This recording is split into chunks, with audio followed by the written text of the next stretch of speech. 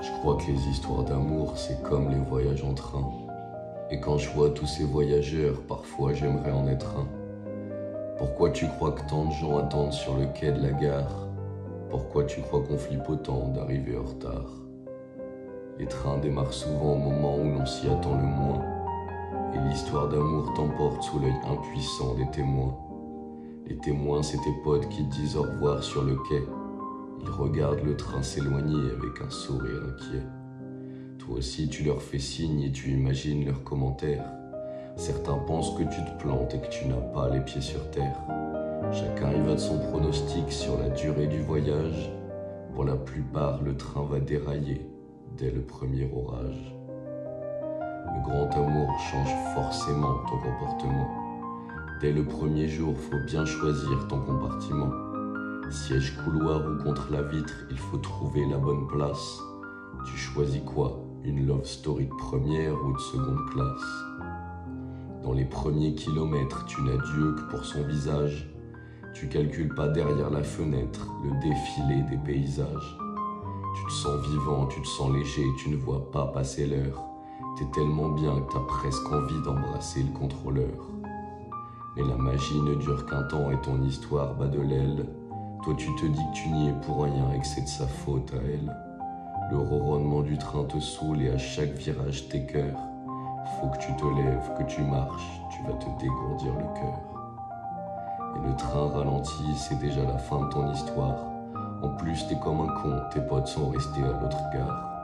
Tu dis au revoir à celle que tu appelleras désormais ton ex. Dans son agenda, sur ton nom, elle va passer un coup de Tipex. C'est vrai que les histoires d'amour, c'est comme les voyages en train. Et quand je vois tous ces voyageurs, parfois j'aimerais en être un. Pourquoi tu crois que tant de gens attendent sur le quai de la gare?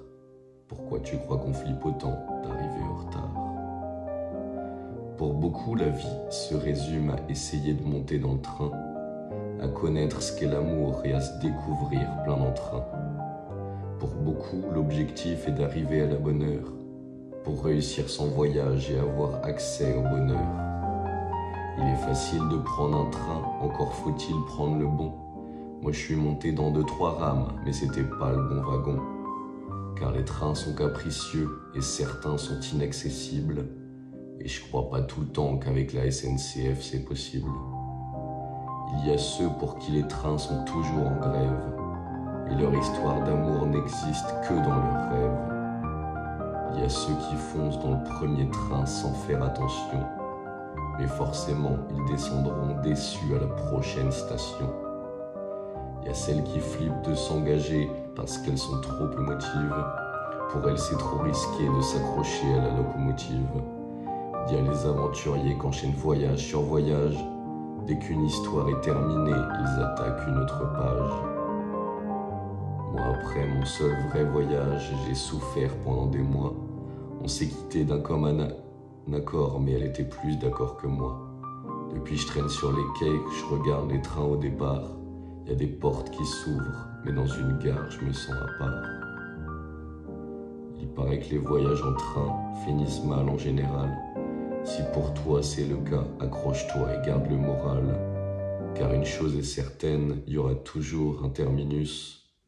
Maintenant tu es prévenu, la prochaine fois tu prendras le bus.